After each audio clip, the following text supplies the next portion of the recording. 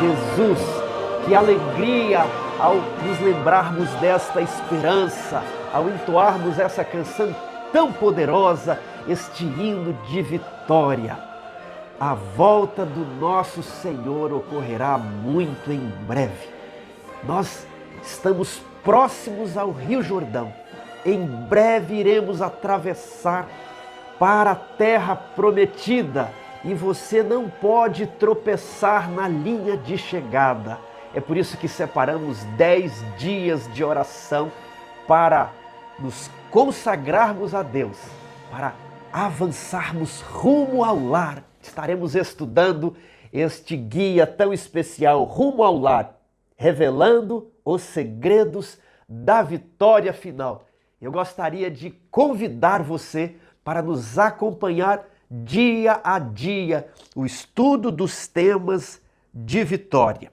Nós vamos deixar esses vídeos disponíveis, caso você tenha interesse de utilizá-los na sua igreja, no seu pequeno grupo. Você poderá transmiti-los a partir do YouTube, ou se a sua igreja não tiver conexão com a internet, iremos deixar o arquivo do vídeo para download aqui na descrição.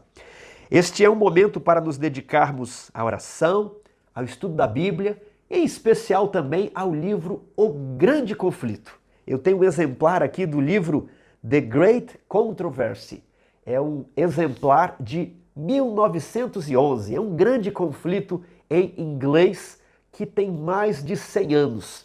Então, ele fica aqui de lembrança para que nós possamos estudar a Bíblia. Esse livro aqui, ele na verdade faz uma exposição das doutrinas bíblicas, principalmente a verdade para o tempo do fim. Então, existem várias versões aí sobre a grande controvérsia, conhecido aqui no Brasil como o grande conflito. Não importa a versão, o importante é que você estude, que você verifique as passagens da Bíblia referente a cada doutrina. Durante esses dias que estivermos juntos, nós vamos fazer um resumo de alguns pontos muito importantes que aparecem na Bíblia e que são explanados aqui pelo livro A Grande Controvérsia, o Grande Conflito. O tema de hoje é o tema de introdução.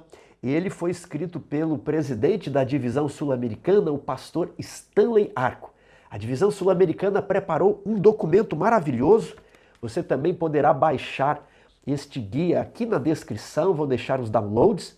E aqui no final nós temos um documento sobre o estilo de vida adventista. Existe na palavra de Deus alguma verdade sobre o estilo de vida? Existe um estilo de vida certo? E existe um estilo de vida errado? É isso que vamos descobrir. Nós também gravaremos um vídeo especial lendo a última parte da nossa revista de estudos. E eu aconselho você a estudá-lo com a sua igreja no dia de sábado, quando será feita a programação das 10 horas. Então, apresentando aqui o nosso propósito, eu convido você a se inscrever no canal e não perder cada dia de estudo deste guia revelando os segredos da vitória final. O tema de hoje tem por título Esperando ou Apressando a Sua Vinda? O pastor Stanley, ele abre este assunto com o texto de 2 Pedro, capítulo 3. Vamos ler aqui os versos 10, 11 e 12. Virá, entretanto, como ladrão o dia do Senhor, no qual os céus passarão com estrepitoso estrondo e os elementos se desfarão abrasados.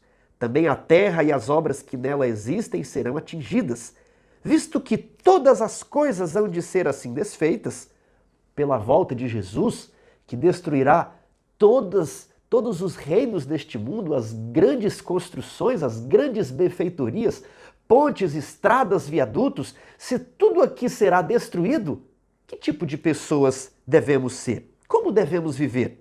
E o apóstolo nos recomenda: deveis ser tais como os que vivem em santo procedimento e piedade, esperando e apressando a vinda do dia de Deus, por causa do qual os céus incendiados serão desfeitos e os elementos abrasados se derreterão. Eu vou me focar aqui no verso 12. Como devemos viver? Em santo procedimento, esperando e apressando. Não é momento para estarmos desconcentrados, não é momento para estarmos alheios aos cumprimentos proféticos. Devemos estar vigilantes, atentos e, sobretudo, há algo que devemos realizar: apressar a volta de Jesus. Tiago, mas é possível apressar ou, em sentido contrário, atrasar a volta de Jesus? Mas é claro, está escrito, está expresso no texto bíblico. Nós devemos esperar e apressar a sua vinda. Eu já vi muitas pessoas dizendo que Deus tem uma data fixa e Ele é soberano e Ele vai definir o dia da sua vinda, que aliás já está definido, e nós não interferimos em nada disso. Ora, não parece ser o que Pedro está orientando. Deus é soberano, sim, e na sua soberania, Deus escolheu como critério para sua vinda a participação humana. E qual é a nossa participação? Nos prepararmos, é claro, e pregar o Evangelho ao mundo inteiro. Então, para a volta de Jesus, para apressarmos a volta de Jesus, é necessário que haja um povo vivendo em santo procedimento e piedade, e é necessário que esse povo pregue as 3 mensagens angélicas ao mundo inteiro, o Evangelho eterno. E quando este Evangelho do Reino for pregado em testemunho a todas as nações, virá o fim. Veja, meu amigo, Deus, ele escolheu em sua soberania que a humanidade pudesse apressar o dia de sua vinda. Algumas pessoas pensam: eu achei que Jesus não houvesse voltado ainda, porque ele escolheu voltar lá no ano 2050, 2100, 2200. Mas será que essa compreensão é verdadeira? E eu pergunto a você, será que Jesus já não deveria ter voltado? Será que a vinda dele não está atrasada? Veja o texto que aparece aqui na nossa revista. Estamos no limiar da crise dos séculos. Em rápida sucessão, os juízos de Deus se seguirão uns aos outros. Fogo, inundações e terremotos, com guerras e derramamento de sangue. Profetas e Reis, página 164. Agora, isso foi escrito há mais de 100 anos? Não parece que isso se cumpriu em rápida sucessão. Veja o próximo texto. Deus tem um propósito ao permitir que ocorram essas calamidades. Elas constituem um de seus meios para chamar à razão homens e mulheres. Por meio de atuações incomuns sobre a natureza, Deus apresentará às pessoas em dúvida o que ele revela claramente em sua palavra. Eventos Finais, página 20. E a revista prossegue: devemos viver de modo santo e piedoso, esperando e apressando a vinda de Deus. E agora eu pergunto, será que já não ocorreu calamidades o suficiente para despertar as pessoas? Será que inundações, terremotos, quedas de avião, naufrágios de grandes embarcações, queimadas e tempestades, furacões, o que mais podemos imaginar? Será que não ocorreram eventos suficientes para alertar a humanidade? Será que Deus ainda quer mais destruições? É claro que Deus é misericordioso e não quer que ninguém se perca, mas houve uma mega epidemia, uma pandemia mundial que chamou a atenção de todas as pessoas. Se já ocorreram tantos eventos catastróficos, por que Jesus ainda não voltou? Será que a data dele está marcada para um ano à frente e tudo corre como planejado? Ou será que a sua vinda está atrasada há muitas décadas? Veja esses textos que aparecem no livro Evangelismo, nas últimas páginas. Ali está escrito: em suas mensagens aos homens, os anjos de Deus apresentam o tempo como sendo muito breve. Assim me tem sido apresentado. Verdade é que o tempo se tem prolongado além do que esperávamos nos primitivos dias desta mensagem. Nosso Salvador não apareceu tão breve como esperávamos. Falhou, porém, a palavra de Deus? Absolutamente. esse falhou absolutamente, ele tem a ideia de uma condição.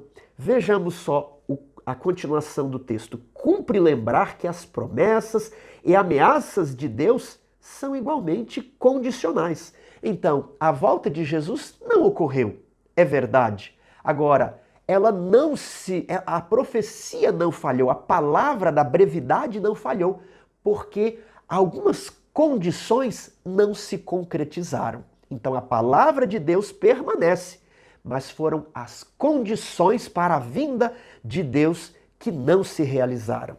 Deus confiara a seu povo uma obra a ser executada na terra. A terceira mensagem angélica devia ser dada. A mente dos crentes devia ser dirigida ao santuário celeste, onde Cristo entrara para fazer expiação por seu povo. A reforma do sábado devia ser levada avante. A brecha feita na lei de Deus precisava ser reparada. Importava que a mensagem fosse proclamada com grande voz, para que todos os habitantes da terra recebessem a advertência. O povo de Deus precisava purificar sua alma pela obediência da verdade e preparar-se para estar sem falta perante ele em sua vinda. Ou seja, vivendo, como diz o texto, em santo procedimento e piedade, preparado. Houvessem os adventistas, depois do grande desapontamento de 1844, sustido firme sua fé e seguido avante, unidos, segundo a providência de Deus lhes abriu o caminho, recebendo a mensagem do terceiro anjo e no poder do Espírito Santo, proclamando-a ao mundo, haveriam visto a salvação de Deus. O Senhor teria operado poderosamente com os esforços deles, a obra haveria sido concluída e Cristo teria vindo antes para receber seu povo, para dar-lhe o seu galardão. Mas no período de dúvida e incerteza que se seguiu ao desapontamento, muitos dos crentes no advento renunciaram à sua fé. Assim foi prejudicada a obra e o mundo foi deixado em trevas. Houvesse todo o corpo de crentes adventistas se unido nos mandamentos de Deus e na fé de Jesus, quão grandemente diversa teria sido a nossa história. Não era vontade de Deus que a vinda de Cristo houvesse sido assim retardada. Não era desígnio seu que seu povo Israel vagueasse 40 anos no deserto. Prometeu conduzi-los diretamente à terra de Canaã e estabelecê-los ali como um povo santo, sadio e feliz. Aqueles, porém, a quem foi primeiro pregado, não entraram na terra de Canaã, na terra prometida, por causa da incredulidade. Seu coração estava cheio de murmuração, rebelião e ódio, e ele, Deus, não podia cumprir seu concerto com eles. Por 40 anos, a incredulidade, a murmuração e a rebelião excluíram o antigo Israel da terra de Canaã. Os mesmos pecados têm retardado a entrada do Israel moderno na Canaã celestial. Em nenhum dos casos houve falta da parte das promessas de Deus. É a incredulidade, a mundanidade, a falta de consagração e a contenda entre o professo povo de Deus que nos tem detido neste mundo de pecado e dor por tantos anos. Isso aqui, originalmente, encontra-se no manuscrito 4, escrito em 1883. Veja, havia se passado cerca de 40 anos após o desapontamento e a volta de Jesus foi considerada pela mensageira do Senhor atrasada. Ou seja, já estava demorando demais. O que dizer então, visto que hoje já se passaram quase 180 anos do grande desapontamento? 4 vezes mais depois que o texto foi escrito. Meu querido amigo, tenha certeza de algo. Jesus ainda não voltou. Não é porque precisa ocorrer uma grande catástrofe, talvez ele está à espera de um grande furacão, um grande terremoto, não é nada disso. Jesus ainda não voltou, pelo mesmo motivo que o povo de Israel ficou 40 anos no deserto. Os pecados do povo de Deus, o Israel antigo, estão agora presentes no povo de Deus dos nossos dias. O Israel moderno, mundanidade na igreja, falta de consagração, contenda, isso nos está deixando muitos anos neste mundo de pecado, incredulidade, murmuração, rebelião. Essa é a explicação pela qual Jesus não voltou em 1883. E essa é a explicação pela qual ele não voltou até hoje. Não é que estava nos planos não voltar até 2024. É que nós, igreja, estamos falhando. Vejamos o próximo texto, Evangelismo, página 694. Houvesse o desígnio de Deus sido cumprido por seu povo em dar ao mundo a mensagem de misericórdia, e Cristo haveria, antes disto, de ter vindo à terra e os santos recebido as boas-vindas à cidade de Deus. Originalmente está em Testemunhos, volume 6, escrito em 1900. Agora, ainda no livro Evangelismo, talvez tenhamos de permanecer muitos anos mais neste mundo, por causa de insubordinação, como aconteceu com os filhos de Israel. Mas por amor a Cristo, seu povo não deve acrescentar pecado a pecado, responsabilizando a Deus pela consequência de seu próprio procedimento errado. Escrito em 1901. E a profecia tem se cumprido. Talvez tenhamos de permanecer muito tempo mais.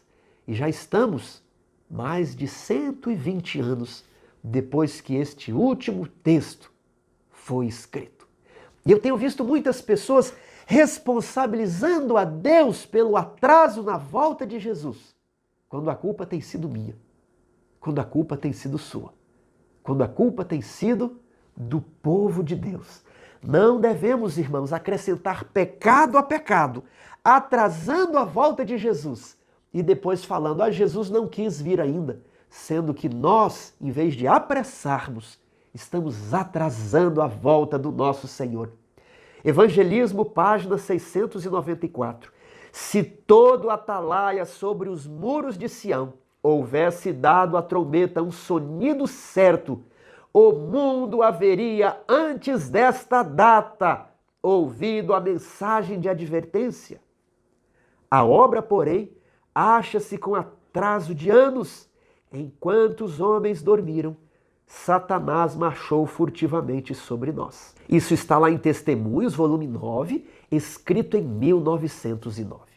Veja, irmãos, essa sequência de textos, eu coloquei em ordem cronológica, nos diz que em vez de apressarmos, nós estamos literalmente atrasando a volta de Jesus. Ele já deveria ter voltado há muitas e muitas décadas atrás. Quando eu entendi pela primeira vez essa mensagem, eu fiquei profundamente tocado. Eu espero que você também fique. Essa mensagem converteu meu coração, porque até então eu era um jovem adventista descuidado. A religião não era uma prioridade na minha vida. Estava ali em algum lugar na prateleira, na gaveta que eu abria apenas no dia do sábado.